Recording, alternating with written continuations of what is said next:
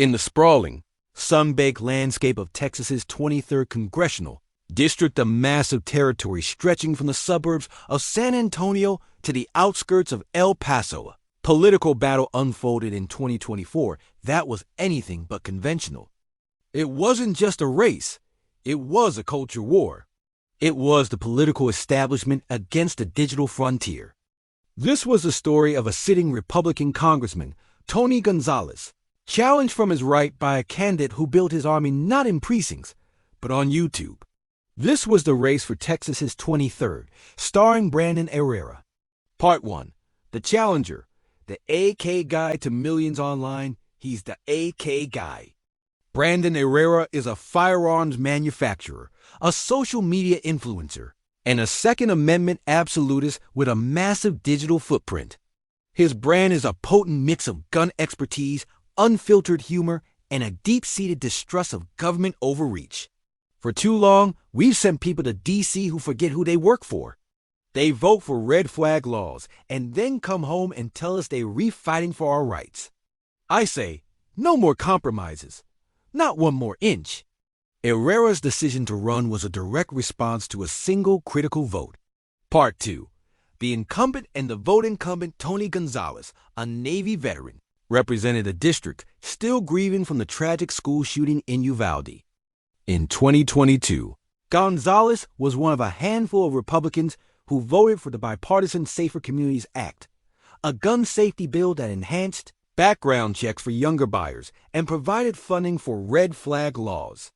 To Gonzales, it was a common-sense step after an unspeakable tragedy in his own district. But to his right flank, it was a betrayal. The Republican Party of Texas formally censured him for the vote. This act opened the door for a primary challenger who could claim to be the true conservative in the race.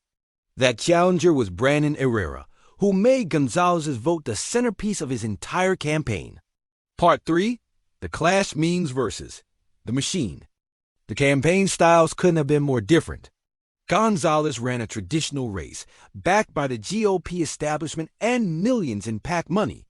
He highlighted his work on border security and his military service, casting himself as the serious, experienced legislator. Herrera, meanwhile, ran an insurgency fueled by online fervor and small-dollar donations. His campaign was a masterclass in modern guerrilla politics. He leveraged memes, podcast appearances, and a fiercely loyal online base to spread his message of no compromise. He painted Gonzales as a Reno, a Republican in name only. The key issues were stark. On gun rights, Herrera stood for zero concessions.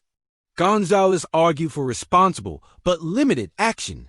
On the border, both advocated for stronger security, but Herrera adopted a more aggressive, populist tone, accusing the establishment of failure. Part 4.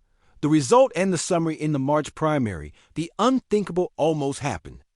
Herrera performed so strongly that he held the incumbent, Tony Gonzales, to under 50% of the vote, forcing a high-stakes runoff election in May. The digital army was on the verge of toppling the establishment. The runoff was brutal and incredibly close. The entire weight of the national and state Republican establishment came down in support of Gonzales. In the end, the machine held. Tony Gonzales narrowly defeated Brandon Herrera by just over 400 votes. Part 5. The Aftermath. Tony Gonzales survived, but the razor-thin margin sent a clear message. A significant portion of his party's base is deeply dissatisfied.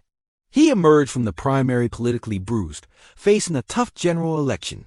For Brandon Herrera, the loss was also a victory.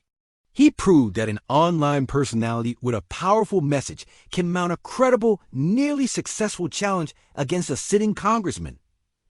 He didn't just run a campaign. He galvanized a movement and put the entire political establishment on notice. The battle for Texas's 23rd was a snapshot of the modern Republican Party wrestling with its own identity. And it was a preview of a new kind of politics, where influence is measured in clicks and subscribers as much as in votes, and where the next major candidate might just be broadcasting from their garage.